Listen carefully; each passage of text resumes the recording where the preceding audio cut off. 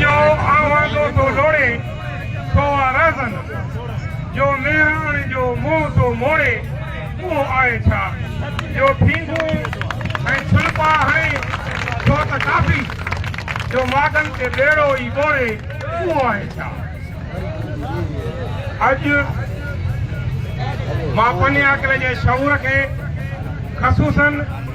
पने अकल जे माण्हुनि में सुजागी शऊर बेबाकी ऐं बेदारी पैदा कंदड़ हिन पनो अकल जे सरज़मीन जे ॼाए अर्जे ऐं अड़बंद साथी नाम्यारे कानूनदान साईं जमाल नासिर खे सलाम थो पेश कयां पंहिंजी तंज़ीम जे तरफ़ों ॾस थो ॾियां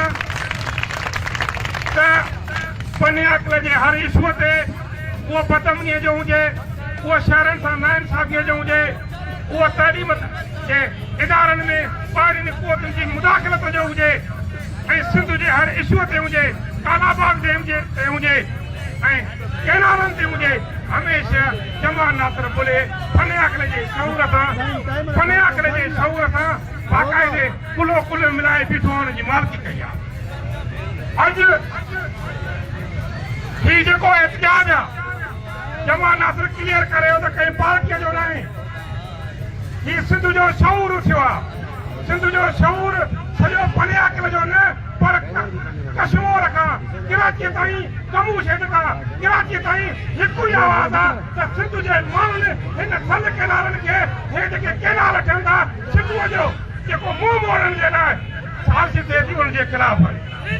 पाकिस्तान इक़्तिदार ताजिब जी ॻाल्हि आहे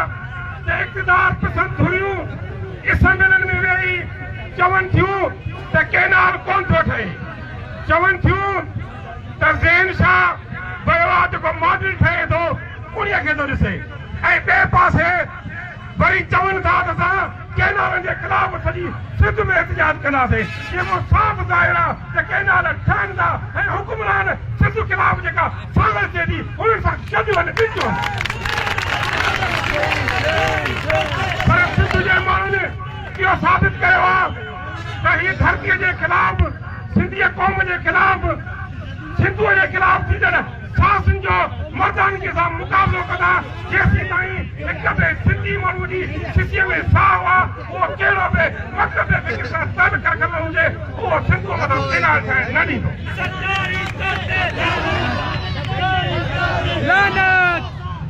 उहो आहे न जंहिंजे सुकी जे सुकी साहु वेंदो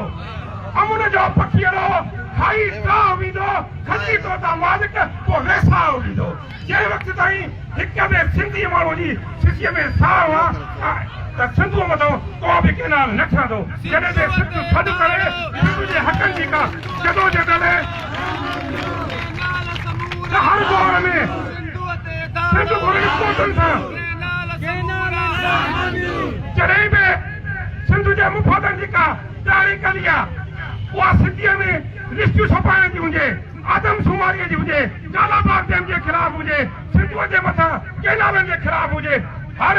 दौर में सिंध जे प्राइमरी उस्तादनि सिंध क़ुवतनि सां कुलो कुल मिलाए हमेशह ताउन कयो आहे अॼु मां पेटी अरब जे उहिदेदारनि जी हैसियत में उस्तादनि जे नियाज़मत जी हैसियत में इहो ऐलान थो करियां त ईद खां पोइ हिकु ई वंड असां अॻु बि करे चुका आहियूं ईद खां पोइ प्राइमरी टीचर्स एसोसिएशन तरफ़ां सॼी सिंध में केनालनि जे ख़िलाफ़ एहतिजाज कयो